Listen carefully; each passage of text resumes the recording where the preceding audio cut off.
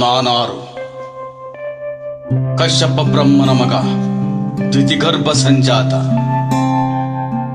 ಚತುರ್ಮುಖ ಬ್ರಹ್ಮನ ಮೊಮ್ಮಗ. ವಿಧಾತನಿಂದ ವಿಧಿ ಬರಹವನ್ನೇ ಬದಲಾಯಿಸಿ ಮರಣವನ್ನೇ ಮೆಟ್ಟಿ ನಿಂತ ಮಹಾವೀರ. ಅದಿತಿ ಮಕ್ಕಳ ಹಟ್ಟಹಾಸವನ್ನು ಸುಟ್ಟು ಆದಿತ್ಯನ ಹಟ್ಟಹಾಸವನ್ನು ಮಟ್ಟ ಹಾಕಿದ ಸಾಹಸಿ. ಅತಳ ವಿತಳ ಸುತಳ ರಸಾತಳ ತಳಾತಳ ಮಹಾತಳ ಪಾತಾಳಗಳನ್ನು ಪಾದದಡಿಯಲ್ಲಿ ತುಳಿದಿಟ್ಟ ಮಹಾಪರಾಕ್ರಮಶಾಲಿ.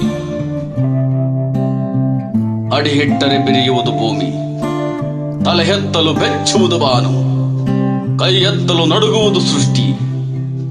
ಚತುರ್ಮುಖನ ಸೃಷ್ಟಿಯೇ ನನ್ನ ಆಜ್ಞೆಯನ್ನು ಪಾಲಿಸುತ್ತಿರುವಾಗ ಯಕ್ಕಶ್ಚಿತ್ ನನ್ನ ಮಗ, ಆ ಜನ್ಮ ಕೊಟ್ಟ ಮಗ, ನನ್ನ ವಂಶವನ್ನು ಬೆಳಗಬೇಕಾದ ನನ್ನ ಕುಮಾರ. ನನ್ನ ಆಶಾಜ್ಯೋತಿಯಿಂದ ಇಂದು ನನ್ನ ಮನಸ್ಸಿಗೆ ನೆಮ್ಮದಿ ಇಲ್ಲವೆಂದರೆ ಛೀ, ಇದೊಂದು ಬದುಕಿ, ಇದೊಂದು ಜನ್ಮವೇ, ಎಂತಹ ದುರ್ವಿಧಿ, ಎಂತಹ ದುರ್ವಿಧಿ. ನಾನೇ ಸರ್ವಶಕ್ತನೆಂದುಕೊಂಡರೆ ಅದಾವ ಶಕ್ತಿ ನನಗೆ ಎದುರಾಗಿ ನಿಂತಿದೆ. ಅದಾವ ಶಕ್ತಿ ಪುತ್ರನನ್ನೇ ಶತ್ರುವನ್ನಾಗಿ ಮಾಡಿದೆ.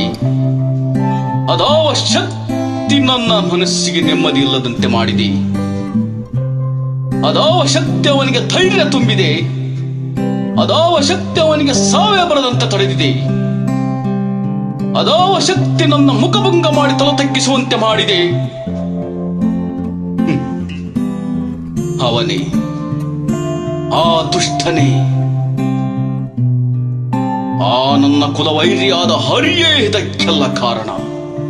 ಎಲವೋ ಹರಿ, ಕಪಟಿ, ವಂಚಕಿ, ನನ್ನ ಮಗನ ಹೃದಯಾಂತರಾಳವನ್ನು ಹೊಕ್ಕು ಅವನ ತಲೆಯನ್ನು ಕೆಡಿಸಿ ಮನಬಂದಂತೆ ಹಾಡಿಸುತ್ತಿರುವಯ.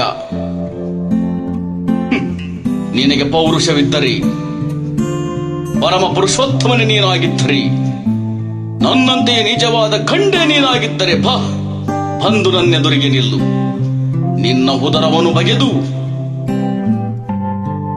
ನಿನ್ನ ಕರುಳನ್ನು ಮಾಲೆ ಹಾಕಿಕೊಂಡದಿದ್ದರೆ ನಾನು ಹಿರಣ್ಯಕಶಿಪುವೇ ಅಲ್ಲ, ನಾನು ಹಿರಣ್ಯಕಶಿಪುವೇ ಅಲ್ಲ, ನಾನು ಹಿರಣ್ಯಕಶಿಪುವೇ ಅಲ್ಲ. I am friends. ಸ್ನೇಹಿತರೆ, ಕಾಂತರಾಜು ಆಡಿರೋದು ತಪ್ಪಿದ್ರೆ ಕ್ಷಮಿಸಿ, ಕೇಳಿ ಆನಂದಿಸಿ.